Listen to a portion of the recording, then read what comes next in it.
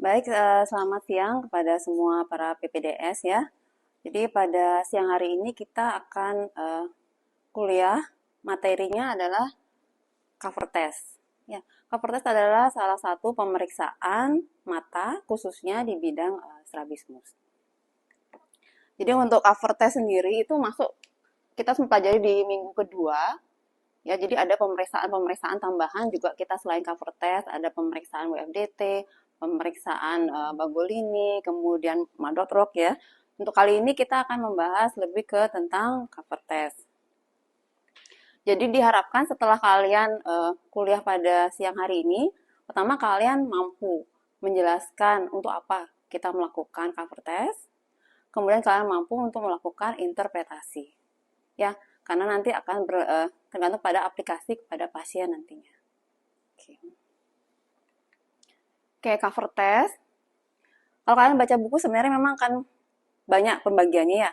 Ada cover test, cover uncover, kemudian ada alternate cover test, ya. Ada prisma alternate cover test dan yang terakhir ada simultan cover test, alternate cover test ya. Untuk hari ini kita lebih ke cover test yang pembagiannya cover uncover sama alternate cover test. Ini jangan bingung ya dengan istilah ini. Cover uncover sama kadang orang bilang cover test itu maksudnya cover uncover. Gitu ya. Cover itu artinya tutup. Uncover buka. Ya. Kalau alternate cover test, tutup satu, pindah ke sebelah, kita lihat pergerakannya. Nanti kita akan bahas satu persatu.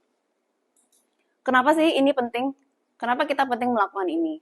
Karena nanti di strabismus, pasien juling itu kalian harus mengetahui apakah dia benar-benar juling atau dia itu adalah juling semu. Ya, juling benar itu kita bilangnya tropia, heterotropia. Entah dia misalkan juling keluar, exotropia, julingnya masuk itu esotropia.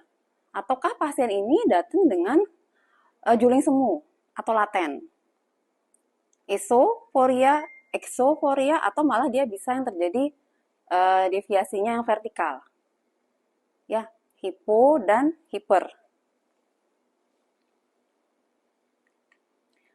Kalau ada pasien datang seperti ini ke poli, kan bisa mikir kan ini juling kan? Ya, ini juling bener nih.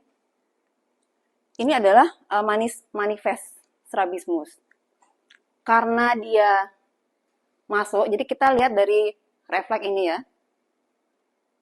Refleks Hirschberg testnya nanti ya dengan refleks korneanya, kita lihat adalah bola matanya bergerak ke arah dalam. Bergerak dalam di mana kita refleksnya itu adalah di sebelah lateral. Jadi pasien ini adalah ESO yang bersifat tropia. Gitu kan? Ya. Nah, kalau misalnya ada datang pasien seperti ini, pasien kadang lihat adalah posisinya adalah orto ya, normal ya. Tapi kenapa ya pasiennya datang ke poli mata? Kan pasti ada sesuatu gitu ya. Apakah kita kalau melihat dari refleks ini memang pasiennya adalah orto karena refleks korneanya berada di tengah-tengah. Gitu. Ternyata pasiennya lagi sebentarnya seperti ini. Ya. Kalau kalian menganggap tadi itu adalah pasien normal, pasien ortotropia, ternyata kalau senior kalian datang, kemudian lihatnya begini. Kebayang nggak sih? Kamu lapor ke senior, dok, ada chiefnya misalkan, Kak, saya nemunya pasiennya orto. Chiefnya datang setelah sekian lama gitu kan, lama dia nungguin chief gitu ceritanya. Gini pasiennya. Kamu periksa nggak sih pasiennya tadi gitu sebenarnya? Ya, ternyata pasiennya adalah pasien dengan eksotropia. Kenapa kita harus melakukan itu? Itulah pentingnya tadi. Kita harus melakukan cover test. Ya, bayang ya, karena ini sering terjadi. Kalau kalian tidak bisa melakukan cover test, kalian akan merasa pasien itu orto. Nah, kita akan masuk ke prinsip-prinsip dalam memeriksa cover test. Pertama yang penting adalah visus. Jadi ada pasien datang ke poli POS. Ya, harus sudah ada data visusnya. Entah dari triase atau dari kalian yang memeriksa visusnya berapa. Karena ini penting sebelum kalian melakukan pemeriksaan apapun. Entah dia cover test atau enggak dengan prisma. Jadi visusnya harus tahu dulu.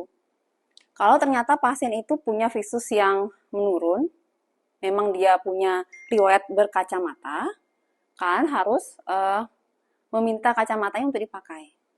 Gitu ya. Kan sering seperti itu kalau kalian periksa datang dia kok nggak mau lihat ya, kenapa kok visusnya jelek? Nah, terus sebenarnya dia punya riwayat kacamata. Jadi kalian harus melakukan pemeriksaan visus, kemudian melakukan pemeriksaan koreksi sebelumnya atau memakai koreksi yang terbaik pada pasien sebelum melakukan pemeriksaan. Baik itu pada cover test maupun pemeriksaan lainnya ya. Yang kedua adalah kita harus menggunakan target fiksasi. Pada pemeriksaan cover test, kita akan melakukan pemeriksaan cover test pada jarak dekat dan juga jarak jauh. Jadi targetnya adalah target dekat, ini ya. Ini kita ada di poli ya ini. Ya, length fixation test namanya.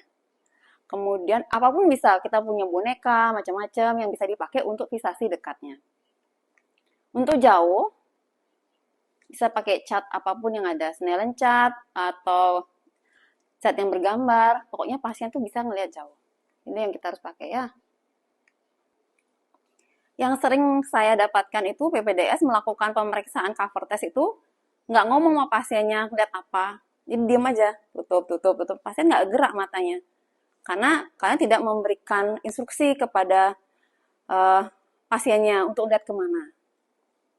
Atau kalian posisinya di depan pasien, kalian suruh pasien lihat jauh ke cat gitu ya, tapi kan di hadapannya dia nggak bisa lihat catnya. Nanti kan kalian menghalangi pasien gitu. Itu juga harus diperhatikan saat melakukan pemeriksaan. Nah, kalau namanya juga cover test. Jadi cover itu menutup salah satu mata. Alat apa yang kita bisa pakai? Nah, kita punya ini ya. Di poli ada ya, ini ya. Satu lagi kita juga punya yang hitam tuh. Yang nggak robek dikit. Ya, sebenarnya bisa dipakai. Kalau orang bilang sendok nasi gitu kalau dulu. Terus sebenarnya ada sendok untuk occluder ya. Kalau nggak ada itu bisa nggak kita pakai yang lain? Kita bisa pakai yang tangan ini. Ya, kalau untuk anak kecil kita cukup pakai 3 gitu. Kok di depannya dia intinya adalah kita menutup satu mata untuk melihat gerakannya. Ya, apapun bisa kita pakai untuk melakukan ini oklusi karena pentingnya adalah cover test tutup satu mata. Nah, yang berikutnya adalah posisi pasien yang harus kita perhatikan. Jadi pasien yang datang dengan strabismus atau keluhan kelainan refraksi itu datang dengan abnormal head posture. Ya pernah kan lihat pasien yang begini kan kalau datang gini, headil dia. Atau kalau ngeliat tuh gini. Ya. Nah, bagaimana kalau kita melakukan pemeriksaan cover test pada saat itu? Kita luruskan posisinya dia. Posisinya harus primer gini, tegap. Ya, tegap, badannya lurus ini sejajar, matanya tegak gini, lihat ke depan. Kalau pasien tuh kayak gini, kembalikan posisinya. Ya, baru kita melakukan cover test. Jadi, cover test misalkan pasiennya memang posisinya sejajar sama kita. Kalau misalnya saya mau cover test ya, kalau saya di atasnya dia, matanya kan ke atas kan. Bisa jadi itu dia shifting pada saat abges. Primary-nya mungkin enggak gitu. Jadi kalau kayak gini misalnya, saya gini itu, kamu lihat ini, saya cover uncover tapi posisi matanya ke atas. Jadi kalau bisa kita agak sama pasien dan lihat pada saat posisi primer. Ya, kalau dia gini, matanya kalau nggak satu kita gerakkan lurus. Ya. Dan pemeriksaan cover test, pertama kita cek dalam fiksasi dekat, jauh, kemudian naik cardinal gaze. Kenapa ini penting? Ini kaitannya pada saat nanti dia mempunyai incomittent strabismus. Jadi kalau dia atau nanti kalau kalian mempelajari tentang 3-step test, ya berikutnya ada 3-step test. Jadi kalau kalian posisi lirik ke kanan kiri itu kan berbeda kadang. Jadi lirik kanan kita lakukan cover, bagaimana kondisi hipertropianya. Kalau lirik ke sebelah sini, bagaimana posisi menjadi cover test pada saat itu. Itu. Jadi memang kita harus melakukan cover test di 9 posisi. Sama kayak kalian melakukan, dia misalnya ada V pattern. Pas kita begini ya, pada melakukan dagunya diturunkan, dia kan abjad tuh, cover uncover di sana. Gimana pergerakannya? Pas dia chin up, cover uncover lagi. Nggak ada beda nggak? Saat shiftingnya itu.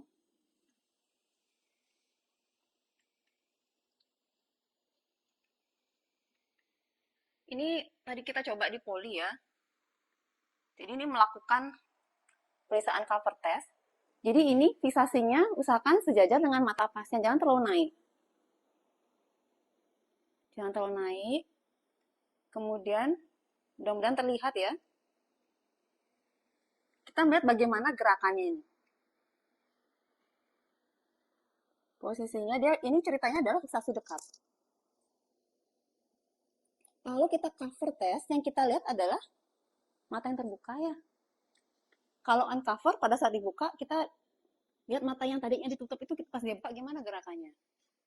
Jadi harus tahu bedain cover test yang mana, uncover itu mana. Cover uncover tuh semua ini namanya cover uncover. Cover uncover, cover uncover. Ya, cover lihat mata yang di sini. Uncover pada saat dia buka ini lihat gerakan mata yang di sini. Yang tutup tadi ya. Udah kebayang ya pemeriksaannya ya. Jadi ada 2 step, dua-duanya bisa dikerjakan secara simultan. Cover test, uncover testnya.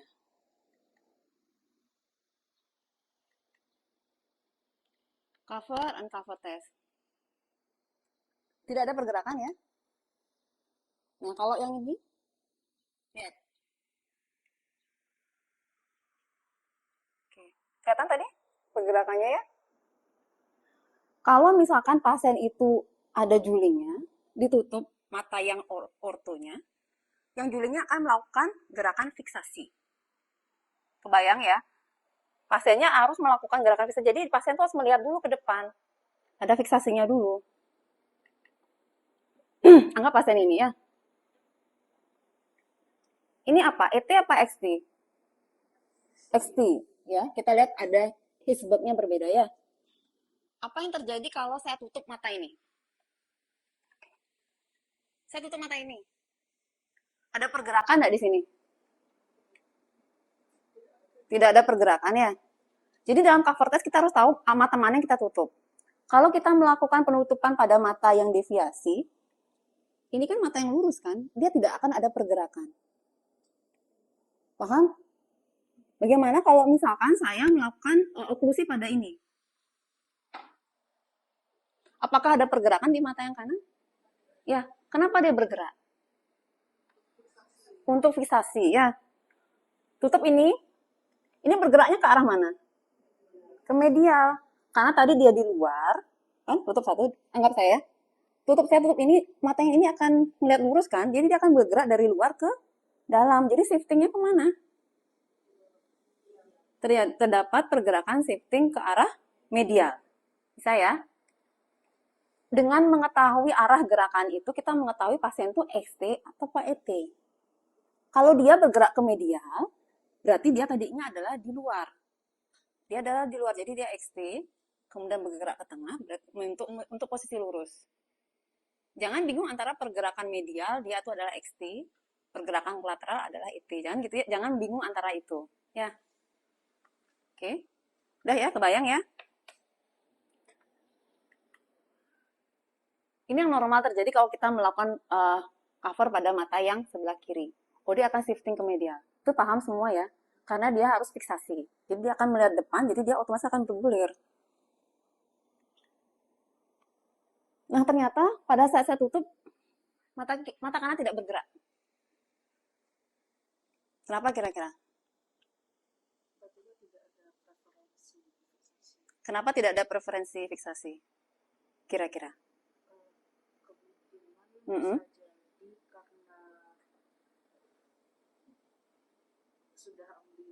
Sudah ambliopia, artinya visusnya buruk. Ya, itu pertama kita pikirkan. Kalau pasien ini mata kanan tidak bergerak, jadi dia nggak lihat kan? Karena dia tidak lihat, kenapa ya nggak lihat? Visusnya kali, gitu ya. Ternyata ada sensorisnya misalkan. Ada kelainan retina, kelainan makula yang menyebabkan dia nggak lihat. Ya. Kemudian kamu kasih refraksi, kamu kasih koreksi kacamata. Dengan kacamata ternyata visusnya mau 6/15. Nggak bergerak. Masih tidak bergerak. Kira-kira apa lagi? Kenapa kira-kira pasiennya tidak bergerak? Selain pertama visus, kita udah koreksi kok. Udah koreksi harusnya bergerak kan? Harus bisa sih. Ternyata dia nggak bergerak. Apa kira-kira? Ada yang tahu? Paralisis otot. Ya, terjadi permasalahan di ototnya. Mata nggak gerak karena ternyata mungkin dia Lesinepes 3 tuh, gitu ya. Orang nggak bisa gerak kan nggak mungkin dia gerak. Jadi kita harus meriksa apa? Versi duksi. Versi duksinya periksa. Kalau ternyata versi duksi bermasalah ya wajar dia nggak bergerak. Nah, satu lagi. Karena sensoris yang menyebabkan terjadinya fiksasi tidak sentral. Ya, dia tidak melihat lewat makulanya, ekstrafoveal dia lihatnya. Contoh pasien dengan riwayat ROP waktu kecil, jadi pergeseran fovea dia nggak lihat dengan baik. Ya, mungkin visusnya bagus tapi dia lihat dengan mata mereng gitu loh, deh. Jadi dia lihat kok, cuman memang matanya mereng karena fiksasinya berubah. Ya, jadi harus dipikirkan, kenapa yang nggak gerak di cover test? Itu hal-hal yang bisa kita pikirkan ya. Jadi saat melakukan cover test kita lihat visusnya, ya kayak tadi ya, visus, kemudian lakukan koreksi refraksi, pastikan dia fiksasinya sentral. Bagaimana versi duksinya? Yang tadi kalau ada gerakan, ada hambatan gerakan wajar dia tidak bergerak. Itu kan harus sadari ya. Kemudian yang tadi lakukan di kedua mata. Kalau pasien tadi kita tutup di mata yang juling kita tutup, mata yang ini memang tidak bergerak. Jadi kita harus melakukan switch ke sebelahnya. Jadi jangan kalian bikin cover test tidak ada shifting. Karena ternyata kalian salah menutup mata. Gitu ya. Lakukan di kedua mata. Paham? Ada yang mau bertanya dulu? Kira-kira bisa ya?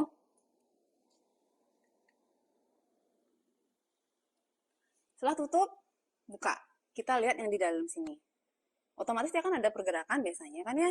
Kayak tadi ke videonya tadi ya. Periksa mata yang tadinya ditutup kemudian dibuka. Otomatis dia akan terjadi perpindahan fiksasi. Karena ada istilahnya Herring Law. Herring Law, nanti kalian pelajari ada Herring Law, ada Sherrington Law. Kalau Herring itu terjadi di kedua mata, ya, mata mana yang bergerak di sebelah kanan, mata mana yang bergerak sebelah kiri. Dia bergerak bersamaan, dia harus memiliki stimulus yang sama di kedua mata agar dia tuh bisa bergerak matanya dengan baik. Herring Law-nya harus bagus. Nah, apa lagi gunanya uncover-nya adalah untuk melihat fixation behavior. Jadi kalau kalian membuat interpretasi cover uncover test, fiksasi kemana ada lateral fixation, medial fixation, kemudian kalian bikin adakah dominan fiksasinya. Jangan-jangan di alternate fixation. Coba ulang lagi ya, kita lihat mana sih yang dibilang dominan fiksasi, mana yang alternate fiksasi gitu ya. Jadi coba lihat dari gambar cover and covernya. Jadi lihat pada saat ditutup tuh pas dibuka tuh gimana gerakannya. Oke, ini yang normal ya, nggak ada pergerakan. Pada tropia, yang itu nggak bergerak ya. Lihat, baru bergerak. Baru kembali. Ya. Kalau dia kembali itu artinya apa? Kenapa habis dari tutup tuh dia kembali lagi? Ada dominan eye. Ya. Gimana ngulang? Lagi sekali ya. Ini ada dominan eye. Kalau misalnya tidak ada dominan eye, jadi ada alternate fixation. Jadi mata tadinya tutup, dia akan ngambil fiksasi. Perhatikan di sini. Kembali lagi. Tetap dia kembali ke sana. Ya. Kalau dia nggak kembali, berarti mata sebelahnya yang ada fiksasi lagi. Berarti fiksasinya bergantian. Biasanya pasien bilang gini, dokter mau nyuruh saya lihat pakai mata yang mana? Gitu. Mau pakai mata kanan, mata kiri. Kan dia bisa. Dok, ini kalau saya pakai mata kanan saya gitu, juling dah. Yang kirinya dijulingin sama dia. Dia pakai mata kanan. Jadi sebentar dia bisa kok pindah juling. Gitu. Tapi kalau misalnya dia punya preference behavior yang kuat, jadi bisa dominan, kita bisa kok bikinnya right eye exo, left eye exo. Kalau misalnya memang ada dominannya yang keras, yang strong preference gitulah istilahnya. Dia hanya mau lihat pakai satu mata aja. Tuh. Tapi kalau misalnya dia kedua matanya sama-sama gerak, kita bikinnya cukup exo, ET, hipo. Kalau hipo sama hiper kalian harus bikin ya. Hipo mana, hiper mana, mata kanan, mata kiri. Oke. Nah, ini gimana nih? Pasien ini datang dikeluhkan juling. Kalau kalian lihat penampakan sekelas ini gimana? Dia ET apa S? ET apa XT? Kesannya ET ya. Ya bener kan? Wajar datang ke kita dengan, dok anak saya juling dok. Orang kita juga ngelihatnya dia ET kan? Jadi apa yang kita kerjakan? Isbab. Refleks kornea dulu. Yakin nggak kita sama refleks kornea kita gitu? Kalau nggak yakin, lakukan cover test. Kalau ternyata hisbabnya di tengah, cover, uncover, tidak ada shifting. Jadi pasiennya apa? Pseudo, apa?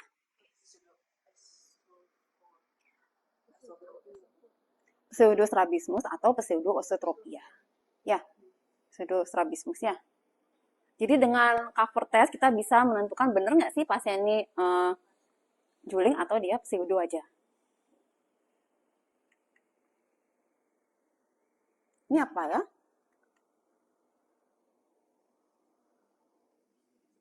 Maksudnya nystagmus ya. Nah, saya ingin mengangkatnya adalah istilahnya nystagmus laten sebenarnya. Mungkin bisa ya. Ini tuh kurang nggak sih makanya? Beda sama pasien sebelumnya kan? Ya, coba kita kembali dulu.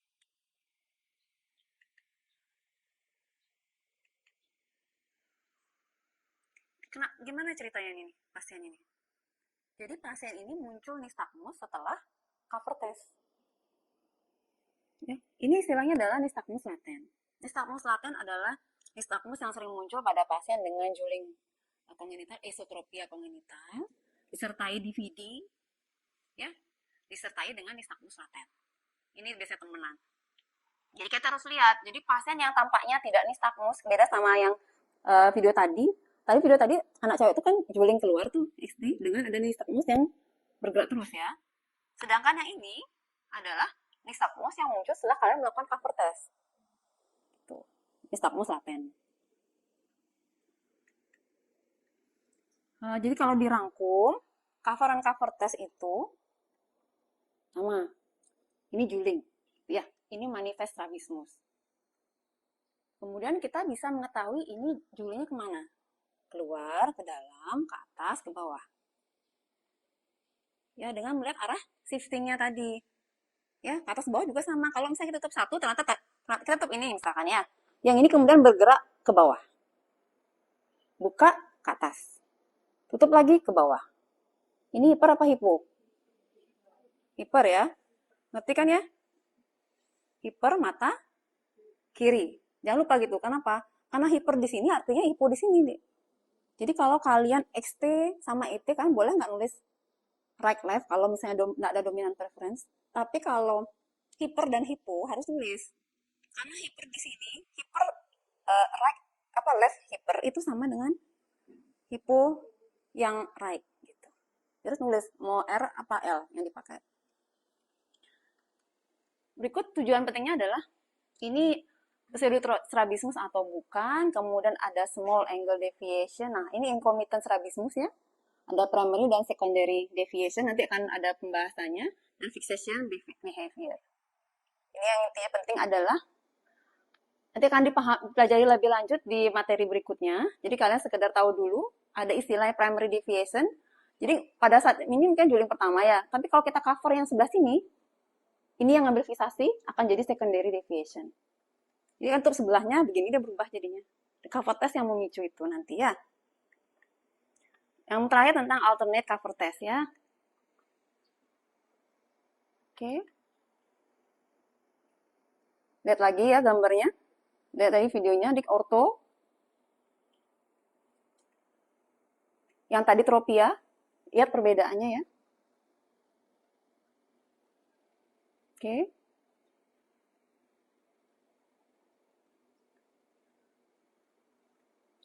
Lihat dia bergerak. Kembali lagi. Jadi kalau ada pasien yang tampaknya lurus, ya tampaknya lurus, jangan lupa melakukan pemeriksaan cover test, cover uncover sama alternate cover test. Untuk tahu dia foria apa tidak, untuk tahu dia tropia apa tidak. Ya. Jadi saya harap kalian mengetahui bagaimana melakukan cover uncover dan alternate cover test ya. Ini contoh dari pasien, coba kita lihat. Ini bergerak kemana?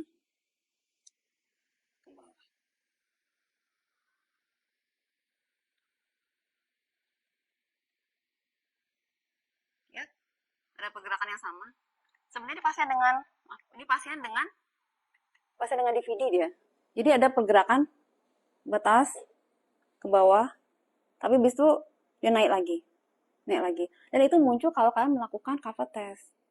Kalau kalian tidak melakukan cover test, ini tidak muncul, gitu. Ya.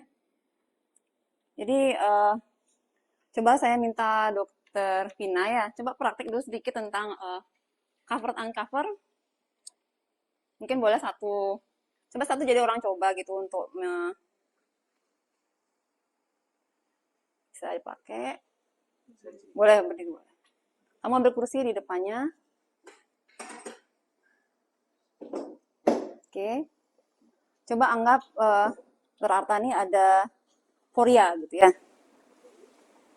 Foria, berarti kita mulai dari pemeriksaan hirsute dulu, Dokter. Ya. Kalau untuk dari pemeriksaan hirsute, pasiennya dengan orto, Dokter. Ya. Kemudian untuk dari pemeriksaan cover-nya, ini kita tutup yang mata kanan, tidak ada shifting. Tidak ada shifting. Mata kiri kita periksa, ini tidak ada shifting. Kemudian alternate cover test. Coba lihat sini ya. Ya, itu tadi saya mau sampaikan bahwa yang salah tadi adalah fiksasinya belum disampaikan. Ya, fiksasi dulu disampaikan. Lihat sini, kemudian shifting medial berarti Arta ada? Kalau ada shifting ke medial berarti exoforia. Karena kamu nggak pakai kaca ya? Coba pakai kaca. Dan koreksi kaca coba. Fiksasi.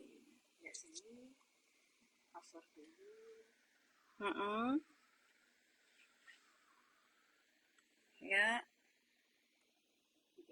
Tidak ada shifting. Cover, oke. Fokus. Ya, tulisan. Fokusnya sampai gini. Memfokuskan sekali. Ya, tidak ada shifting. Oke. Saya rasa sudah paham ya untuk pemeriksaan cover and cover test. Ya, terima kasih semua. Apa ada pertanyaan? Sudah cukup? Ada pertanyaan mungkin di belakang? Bisa ya nanti mengerjakannya. Silakan melakukan pemeriksaan sendiri antar teman untuk melihat foria. Kalaupun kalian foria nggak masalah ya. Banyak kok dokter mata yang foria, jangan takut gitu. Yang penting kan tidak ada double, tidak ada apa ya. Saya rasa cukup untuk materi pada siang hari ini. Terima kasih semua ya atas kehadirannya.